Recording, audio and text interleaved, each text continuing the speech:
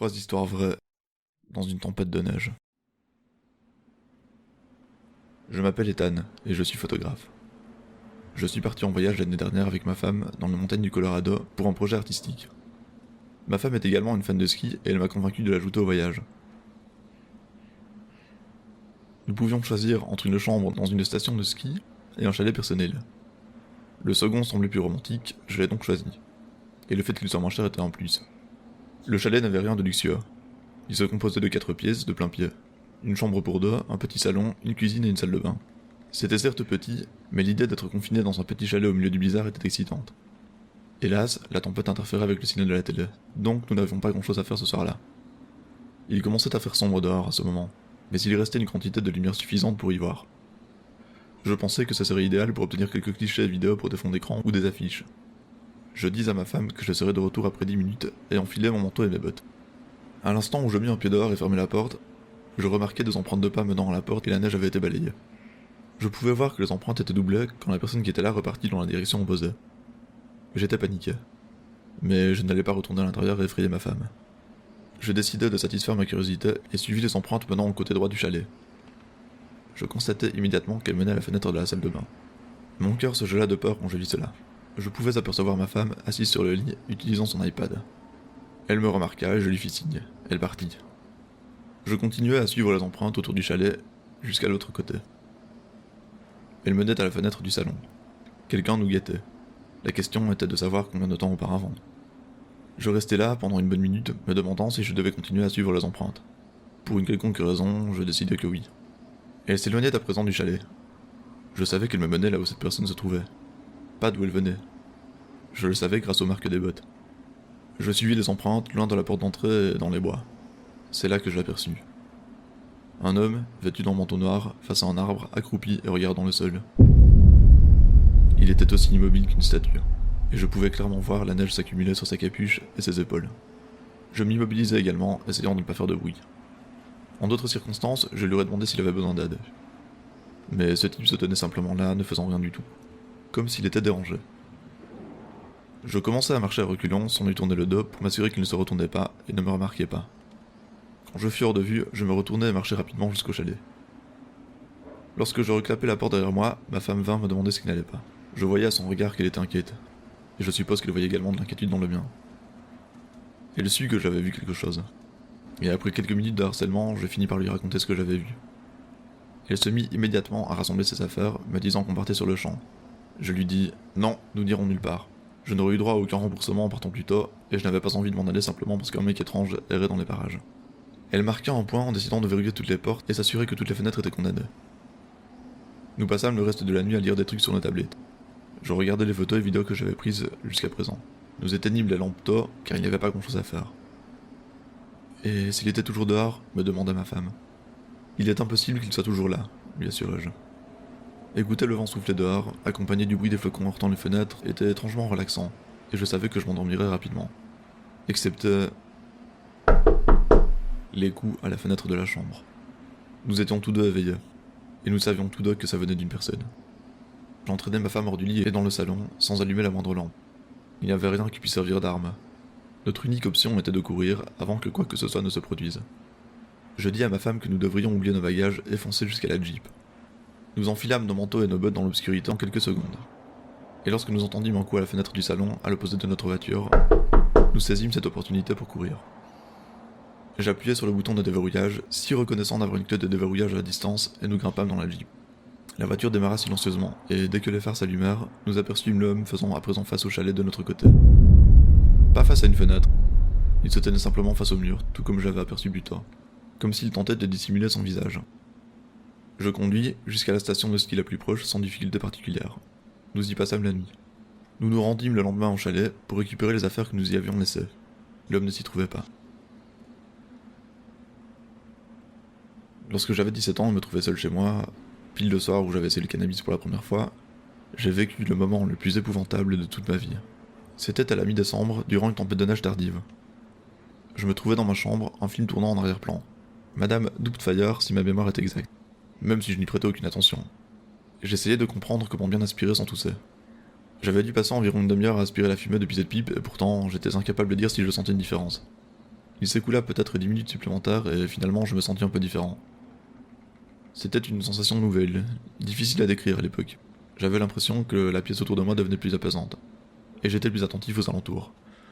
Ou peut-être moins attentif, je n'étais pas sûr. Tout ce que je sais, c'est que je me sentais différent. J'étais excité, je voulais que ça continue. Et puis, soudain, j'eus le sentiment d'entendre un bruit venant d'en bas. Je coupais le son de la télé et écoutais. Ça ressemblait à un tapotement venant de la porte d'entrée, comme quelqu'un tapant délicatement. J'étais inquiet que ce soit mes parents ou ma sœur, car j'ignorais si je donnerais l'impression de me comporter différemment ou s'ils remarqueraient l'odeur. Je me rendis en bas et regardai par le Judas, non pour y découvrir mes parents ou ma sœur, mais un homme sous-vêtu, ressemblant presque à un vagabond. Pour le placer dans son contexte, nous n'habitons pas le genre de banlieue où la plupart d'entre vous vivaient probablement. Mais ce n'est pas non plus une zone complètement déserte. Nous avons des voisins, mais les maisons se trouvent à environ 200 mètres les unes des autres. Ce qui ne semble pas énorme, mais c'est une distance correcte. Donc, par une nuit sombre de tempête, où nous vivons avec un homme d'apparence crasseuse que je n'avais jamais vu auparavant se tenant sous le porche, je prétendis naturellement ne pas être là. Je restais là et continuais à regarder par le Judas, tandis que l'homme se tenait là, allant jusqu'à frapper à la porte une nouvelle fois, mais cette fois un peu plus fort. Je savais que je n'allais pas répondre, donc je remontai dans ma chambre et fermai la porte. En un sens, je me sentais mal, mais je ne laisserais jamais un étranger entrer chez moi, et je ne pouvais imaginer ce qu'il aurait voulu d'autre que rentrer. Le temps passa tandis que je continuais à tirer sur la pipe, m'y habituant et commençant à vraiment ressentir ses effets. Il me semblait que mon esprit s'égarait, oubliant que j'étais allongé sur mon lit, ou même dans ma chambre. Quand j'entendis un violent bruit à ma fenêtre, je bondis plus vite qu'un piège à souris quand j'entendis. Ça ressemblait à une pierre heurtant ma fenêtre. J'éteignis la télé, l'unique source lumineuse de la pièce. À présent, c'était le noir complet. Il me fallut un temps pour relier cet événement à l'homme qui se tenait devant ma porte. Il me fallut un certain temps pour relier cet événement à l'homme qui se trouvait devant ma porte. Il se trouve dehors, je suis à l'intérieur, il ne peut rien me faire. Tentais-je de me rassurer. Cependant, être défoncé me rendit encore plus paranoïaque et effrayé au moindre bruit. En fait, je semblais être plus alerte à tous les sons. Même les bruits de pluie ténue comme de légers craquements dans les murs. Après plusieurs minutes, rien ne s'était passé, et l'obscurité absolue me fatigua. Ça, et j'ai appris qu'apparemment le cannabis s'endort plus efficacement que certains somnifères. Je me réveillai un peu plus tard, pensant qu'il devait être 3 heures du matin. Mais je regardais le réveil, et il affichait minuit 45. Je ne m'étais endormi qu'une vingtaine de minutes. Je m'assis, convaincu d'avoir entendu un bruit venant du petit salon. Je frottais mes yeux, et me rappelai l'homme. Mon cœur se remit à s'emballer. J'étais sur le point de me lever, quand je réalisai quelque chose. De l'autre côté de la chambre, il y avait quelque chose derrière ma porte à moitié ouverte. Je me penchai et écarquillai les yeux. Quelqu'un se trouvait là, fouillant ma chambre du regard, à côté de la porte. Je laissai échapper le cri le plus horrible et le plus inhumain qu'on puisse imaginer lorsque la personne émergea de la porte et se mit à marcher en direction de mon lit depuis l'obscurité. J'ai simplement besoin d'un endroit chaud pour me reposer. Je n'eus d'autre choix que de me jeter au sol quand il plongea sur mon lit. C'est alors que je réalisai que c'était un homme très maigre. Je fus en mesure de le traîner de force jusqu'à la porte d'entrée. Il tenta de résister, mais il était trop faible pour faire quoi que ce soit. Il était dingue. Je le voyais à son regard. Je le poussai dehors et fermai la porte, puis appelai la police. Je restai en bas où il avait brisé la vitre pour entrer, afin de m'assurer qu'il ne revienne pas. Quand les flics arrivèrent, ils le trouvèrent assis dans les buissons, recroquevillé. Ils l'emmenèrent au bureau de police et il n'était plus mon problème. Donc est-ce que je me sens mal à propos de cette histoire aujourd'hui ? Je suppose que oui, un peu. Il était indubitablement fou, mais j'ignore s'il était réellement dangereux. Ce fut, en tout cas, l'expérience la plus effrayante de ma vie. Quand j'étais plus jeune, mes amis et moi organisions des chasses à l'homme dans la neige. Par cette nuit de janvier, nous avions 13 ans et il y avait un blizzard de dingue. Nous avons maintenu la tradition. Nous formions un groupe de 6 joueurs, 3 dans chaque équipe. Le jeu ressemblait au jeu du chat et impliquait de courir pour se mettre à l'abri dans des cachettes désignées. La terrasse était le fort. C'était amusant en été, encore mieux avec la neige, car elle ajoutait des cachettes, ralentissait les participants et ajoutait la possibilité de suivre les empreintes, voire carrément d'utiliser des boules de neige comme arme pour ralentir les chasseurs. C'était le jeu le plus amusant de notre enfance. Jusqu'à cette année-là où les choses ont assez mal tourné. C'était à notre tour de se cacher. Je vous donne les noms de mes coéquipiers pour que les choses soient plus faciles à suivre. Dan et Christian. Dan enjamba la clôture du jardin d'un voisin ou de la rue, ce qui n'était pas tout à fait de la triche car il n'y avait pas de limite. Christian grimpa sur le toit de l'abri de jardin chez un autre de mes amis. Je me dis que j'allais la jouer fine et me mis à courir tout autour du jardin pour créer une série d'empreintes infinies. Quand nos amis de l'autre côté de la maison annoncèrent qu'ils arrivaient, je dus réfléchir rapidement. Je fis quelque chose qui n'était pas très sympa. D'abord, je dis à Christian qui se trouvait sur le toit de se mettre à courir s'il voyait que je courais, puis je sautai dans les buissons et me couchai dans la neige. 2 des autres pénétrèrent dans le jardin et commencèrent à analyser les empreintes que j'avais créées. Je savais que ça les mènerait à moi, donc je devais être prêt à courir s'ils se rapprochaient. Il se rapprochait effectivement du buisson dans lequel je me cachais, donc Christian sauta de l'abri de jardin, dans la neige, et fonça vers l'avant de la maison. Ils le suivirent tous les deux dans différentes directions.